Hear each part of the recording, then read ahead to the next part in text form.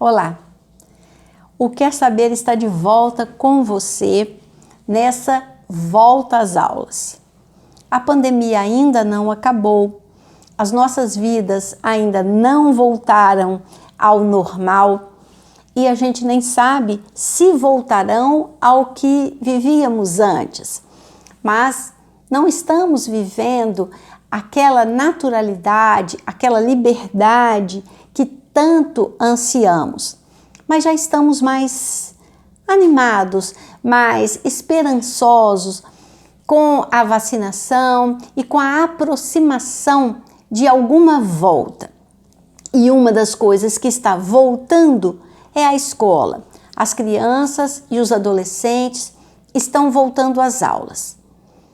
E a gente pensava, e muitos de nós pensávamos, que ao voltarem, tudo se resolveria num passe de mágica, todas aquelas queixas de ansiedade, de desânimo, de irritabilidade, de falta de alegria, iriam desaparecer automaticamente.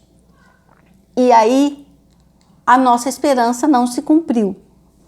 O que nós estamos vendo, em alguns casos, e não poucos, é um aumento da ansiedade, um aumento da desorganização, um aumento da dificuldade das crianças e dos adolescentes de se deslocarem e também de se sentirem confortáveis com essas novidades. Por quê? Porque a volta às aulas, a volta à rotina, não aconteceu como eles esperavam. É uma volta parcial, é uma volta que talvez a gente possa chamar de simbólica, né? Algumas escolas voltaram uma vez na semana, grupos pequenos, outras escolas 2 vezes na semana. Algumas escolas fizeram um esquema completamente diferente de volta, que é um encontro com a professora sem a presença dos colegas.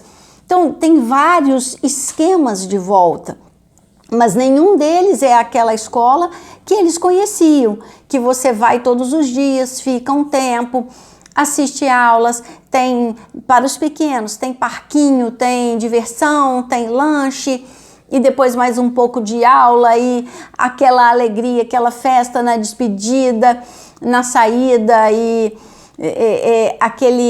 aquela brincadeira livre enquanto espera a chegada de todos os pais. Nada disso está acontecendo. Então, muitas crianças e adolescentes estão vivendo de novo como eles viveram no início, né, da ida para casa. Muitos estão vivendo de novo aquela ansiedade, aquela insegurança e toda aquela, entre aspas, crise. Por quê? Porque ao longo de um ano eles se acostumaram com aquele modelo e agora mudou e mudou de novo para um modelo desconhecido. Não está como era e não está como ficou durante um tempo. Então, é de novo uma novidade. Claro que os mais velhos, eles têm os argumentos lógicos para dar um pouco mais de suporte. Os menores, não. E então é importante que a gente acompanhe, que a gente entenda o que está acontecendo com eles, por que eles estão de novo ficando muito ansiosos. Eu fiz, dei uma olhada, vi o que outras pessoas estão pensando, estão falando, né? Fiz uma pesquisa e uma das coisas que eu encontrei em vários autores, vários textos, é exatamente isso. Essa falta de contato prolongado com os amigos, porque alguns alunos, mesmo tendo aulas online, não tinham o contato com os colegas, nem pelas câmeras, não abriam, não se sentiam confortáveis, né? E aí eles agora estão achando difícil ir à escola um dia. É como se eles pensassem assim: eu vou fazer um esforço de sair de onde eu estou, dessa situação que eu já estou dominando, bem ou mal, para fazer uma coisa diferente, mas que vai durar pouco. E eu vou ter que ficar com um pé lá, outro cá. Um dia eu vou à escola, mas os outros eu não vou. Então, até arrumar isso aqui comigo, emocionalmente e até intelectualmente, né, até cognitivamente, isso vai me dar muito trabalho, eu prefiro não ir. Sem contar que alguns alunos que sofriam bullying na escola estão se sentindo mais confortáveis não indo à escola, não sendo vistos pelos colegas, então não tendo que enfrentar aquelas críticas, aquelas, como eles dizem, né, aquelas zoações que eles rotineiramente enfrentavam. Então, para eles, é motivo de grande ansiedade voltar, porque começam, mesmo que eles não tenham voltado ainda, mas começam a rodar na cabeça deles as perguntas: como é que vão me tratar? Como é que vão me receber? Fora que aconteceram muitas coisas. Muita gente engordou, alguns poucos emagreceram. Muita gente cresceu muito em um ano e alguns cresceram pouco. Então, essas coisas todas serão percebidas e a expectativa deles é que sejam vistas e ditas ao se reencontrarem. E muitos, porque já tinham essas características que foram reforçadas pelo isolamento social, têm medo de como serão recebidos, do que espera por eles na escola. Então, é mais um motivo de ansiedade, principalmente para os adolescentes, pré-adolescentes, crianças maiores. As crianças pequenas, elas estão muito frustradas, porque se elas voltam com um protocolo muito rígido de convívio que impede aquilo de que elas mais estavam sentindo falta, que é o contato físico com o professor, a professora, mas também com os colegas. Então, as mesinhas, né, o mobiliário, as mesinhas, as cadeirinhas estão distantes, não pode abraçar, não pode trocar merenda, as brincadeiras são dirigidas e, felizmente, muitas escolas ainda tinham um tempo de brincadeira livre, onde a criança pudesse inventar o que fazer, compor os grupos para as brincadeiras espontaneamente, e isso também não está permitido. E é uma frustração. Alguns adolescentes dizem que preferem não ir, não ver pessoalmente os amigos, do que vê-los e não poder abraçá-los, e não poder ficar perto, e não poder fazer aquele grupo que é típico deles. Então, são situações muito diferentes e que a escola precisa saber que vai enfrentar e precisa saber que ela, escola, vai ter que conduzir isso, vai ter que oferecer a esses alunos um suporte, uma estratégia para lidar com essa situação, e vai precisar muito ouvi-los e vai precisar, mais uma vez, tirar o foco do conteúdo e parar de se pressionar e de pressionar o aluno para o volume de conteúdo.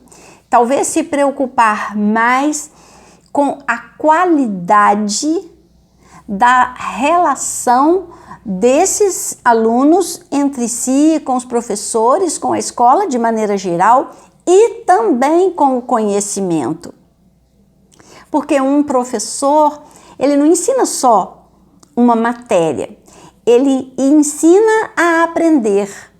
ele ensina a ter curiosidade, a alimentar a curiosidade, o desejo por aprender.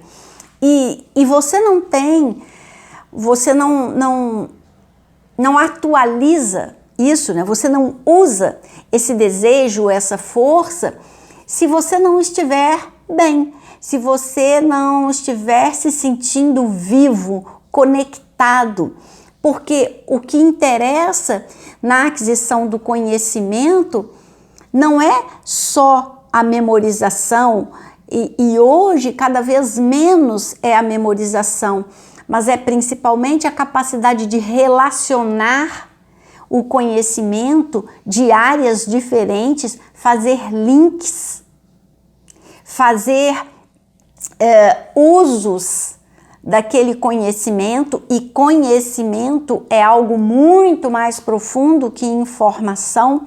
Então, se não houver esse tempo, aí sim os prejuízos serão enormes, porque a gente está ouvindo muito, os prejuízos serão irreparáveis na educação, as diferenças ficarão ainda mais extensas, mais profundas entre a escola pública e a escola particular. Eu confesso que eu tenho dificuldade de aceitar essas afirmações, porque eu penso que se a gente não usar toda essa experiência, toda essa vivência para fazer uma escola diferente, se a gente quiser voltar para a escola que a gente tinha antes e que já não estava cumprindo todo o seu papel, em toda a sua extensão, em toda a sua profundidade, aí sim vamos acentuar as diferenças. Mas eu considero que nós estamos diante da maior oportunidade que podíamos ter, não que fosse desejável, mas estamos diante da maior oportunidade que podíamos ter de mudar o nosso foco, de mudar o nosso olhar, de mudar a nossa prática como educadores. E a questão que se impõe é: como é que vamos fazer isso? O quanto estamos dispostos? Porque isso vai dar muito trabalho, como dá trabalho toda nova aquisição. Tudo que a gente não sabia fazer e aprende, se dispõe a aprender, dá trabalho no início.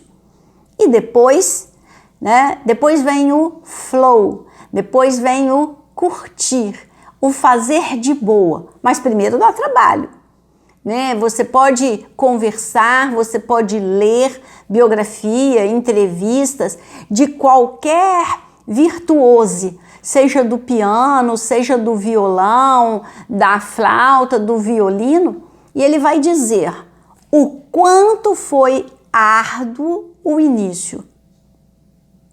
Mas ele também vai dizer o quanto ele ainda trabalha para que você o assista tocando como se aquela fosse a coisa mais natural e mais leve do mundo. A gente teve a oportunidade de assistir um show ao vivo do Yamandu Costa, que é um dos maiores violonistas do Brasil, e ele falou que ele ainda estuda 8 horas por dia. Então, nós, educadores, precisamos entender que vamos estar estudando e aprendendo horas e horas por dia, todos os dias, o que fazer, como fazer, para que a escola ofereça para os nossos alunos, para as crianças, para os pré-adolescentes, para os adolescentes, aquilo que eles precisam como ferramentas para viver no mundo novo, no mundo pós-pandemia. Nós não temos, não sabemos, vamos precisar aprender e precisamos nos perguntar: estamos dispostos? Vamos fazer? Queremos fazer? Temos coragem para fazer?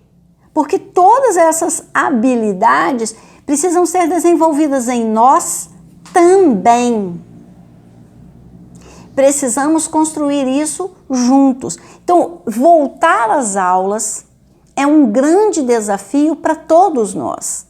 Nesse momento, os primeiros momentos de volta, ainda é ensino híbrido, as crianças, algumas vão porque os pais autorizam, outras não, porque os pais não autorizam por uma situação da própria criança, da família, de insegurança, e os professores mais uma vez se desdobrando e fazendo coisas incríveis, se superando, aprendendo. Mas é preciso manter esse nível de comprometimento. E é preciso estudar, é preciso conhecer todas as outras possibilidades de escolas, de modelos, para que a gente faça aquilo que precisa ser feito. Então, o primeiro, todos os textos falam, que o mais importante no primeiro momento é o acolhimento, que o mais importante é entender a ansiedade deles, acolher e ajudar a elaborar, seja através de desenhos, seja através de qualquer expressão artística, seja da escrita, do desenho, da pintura, da dança, de qualquer expressão que possa dar uma saída para essa ansiedade, para esse medo, e focar na pessoa do aluno e não naquilo que ele deixou de aprender, não no português, na matemática, na física. E aí você vai me falar, mas e o Enem? E olha, infelizmente estamos marcados por esse acontecimento. Não dá para a gente querer que alguns de nós saiam desse período, desse ano, mais de um ano, como se ele não tivesse acontecido. Ele aconteceu. Ele está acontecendo e vai marcar as nossas vidas. Eu só não aceito, e graças a Deus eu tenho percebido que eu não estou sozinha, eu só não aceito que tenha que ser ruim o tempo todo, que todas as consequências tenham que ser ruins, que a gente só tenha perdas. O meu foco é procurar e trazer à luz os ganhos. E para que eles venham à luz, eu preciso encontrá-los e eu preciso falar deles. E é isso que eu espero estar fazendo aqui. Um dos ganhos que a gente pode ter é criar a nova escola que já estava gritando nos nossos ouvidos há anos, querendo aparecer, querendo vir para a cena. A nova escola já estava há anos sendo posta em prática em escolas experimentais, em escolas modelo. Então agora é hora de fazer todo mundo vir para essa nova visão, é hora de trazer isso. Vai dar um trabalho danado, eu não tenho dúvida. Mas, gente, trabalho nós já estamos tendo, e muito. Então vamos fazer o trabalho que nos leva para onde nós queremos ir. Porque senão nós vamos ter trabalho e não vamos sair do lugar. E é essa a questão que se impõe. Nesse momento de volta, em que a gente levou um tapa na cara, que as crianças não ficaram muito felizes, que a ansiedade não desapareceu automaticamente, que nos diz que nós precisamos trabalhar e trabalhar duro para construir de uma vez por todas essa nova escola. E essa é a minha proposta. Eu não trabalho em nenhuma escola, mas já trabalhei. Só que eu trabalho com as crianças, com os pré-adolescentes, com os adolescentes e vejo os anseios deles. Olha, eu fiquei emocionadíssima, porque eu também estou voltando ao atendimento presencial nesses dias. Eu fiquei emocionadíssima ao ouvir de uma cliente de 12 anos a seguinte expressão: meus olhos brilham quando eu estudo história. Quem sabe história, sabe ler o mundo. Quem sabe história, entende o passado, a influência dele no presente e as possibilidades que ele abre para o futuro. Então, aproveita isso. Então, vamos valorizar isso.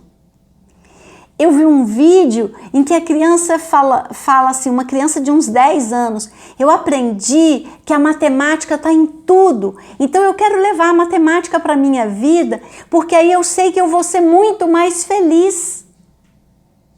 É dessa escola, é para essa escola que eu desejo que as crianças, que os adolescentes voltem, venham. Na verdade, eles não vão voltar, porque, né, essa escola não existia exatamente assim, e ela pode passar a existir agora, e eu espero que eles venham para essa escola, e eu espero que a gente esteja disposto a arregaçar as mangas para fazer essa escola em todos os níveis, não só nas escolas particulares, mas, e talvez muito especialmente, nas escolas públicas, estaduais, municipais e federais também. E cada criança precisa ser ouvida naquilo que ela traz de casa, naquilo que ela viveu durante a pandemia, nas perdas, nos ganhos, né? Nas aprendizagens, nas percepções. A esse respeito, assim, eu vou contar para vocês uma experiência própria. Eu tenho um sobrinho neto que agora tem quase 6 anos. No ano passado, ele tinha quase 5, né? Quando a pandemia, ele tinha 4,5 quando a pandemia começou, e um irmãozinho recém-nascido. E ficou impossível para minha sobrinha fazer com ele, aos 4 anos, as aulas online e cuidar do bebê e gerenciar os ciúmes que ele estava tendo pelo nascimento do irmãozinho. E aí eu falei para ela, deixa de prestar atenção a esse aspecto da escola e faz o atendimento ao seu filho, cuida do seu filho. Esquece a palavra escola e aula. Esquece essas palavras, cuida do seu filho, estimula, apresenta novidades, desperta curiosidade, leia história, conte história, faça brincadeiras, deixa manipular objetos, deixa ter contato com a natureza, que é uma possibilidade, fazer atividades físicas, conhecer, dominar, explorar o próprio corpo e o ambiente. Que depois, quando for possível, o conteúdo da escola ele aprende. Mas tia, ele não vai ficar atrasado com relação aos colegas? Ele aprende. Fica segura, ele aprende. Esse ano, o irmãozinho já está com 1 ano e pouco, e aí no comecinho do ano, então agora vamos fazer as aulas online. E aí ele estava assim, diferente dos coleguinhas que tinham feito as aulas, as tarefas do ano passado. Então a professora orientou a escola, né? Orientou, deu trabalhos, e ela se dedicou exclusivamente a esses trabalhos na semana do carnaval. Rapidinho ele pegou, ele entendeu, ele assimilou, e ele está fazendo as aulas online sem nenhuma dificuldade, sem nenhuma diferença gritante, a não ser as diferenças naturais, individuais dos colegas. E a escola teve uma maneira que eu considerei muito interessante de ir reaproximando as crianças. Eles estabeleceram um dia, eu acho que a cada 2 semanas, em que uma criança de cada vez vai à escola para estar com a professora por 1 hora. E ele mandou foto de todo prontinho, de uniforme, mochila, para ir se encontrar com a professora. Estava animadíssimo, ansiosíssimo para ir. E foi. E qual foi o primeiro comentário que ele fez quando ele chegou em casa? Eu vi minha professora toda. Ela é muito grande, ela é do tamanho do meu pai.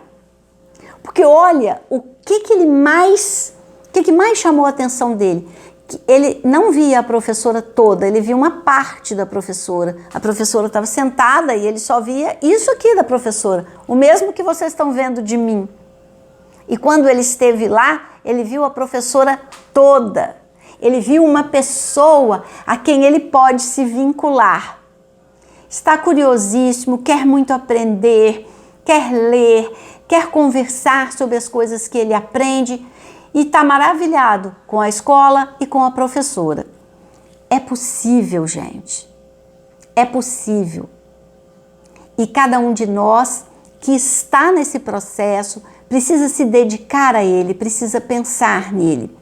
Então, essa volta, né, deve diminuir a pressão sobre as crianças, sobre os adolescentes e não aumentar. Deve dar a eles, a elas, espaço para expressar aquilo que foi vivido nesse tempo tão difícil. Falar das perdas, mas também falar dos ganhos, falar dos projetos, falar das dificuldades, mas que o conteúdo venha, porque ele vem à medida que vierem as experiências de vida, os projetos de vida. Isso é muito importante, né? E principalmente para as crianças, mas também para os pré-adolescentes e até para os adolescentes.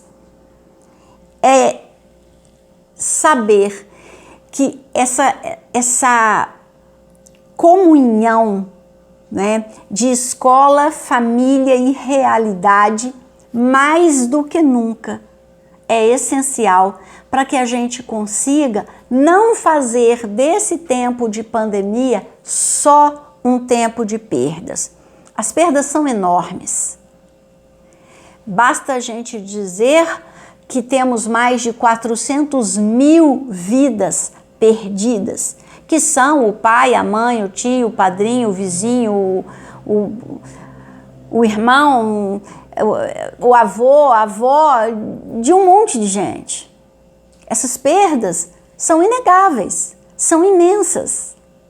E a gente precisa considerá-las, mas a gente precisa não se amarrar só às perdas. A gente precisa transformar esse tempo em um tempo em que a gente digeriu situações e produziu soluções. Elas não são soluções isoladas, não é um responsável, mas somos todos.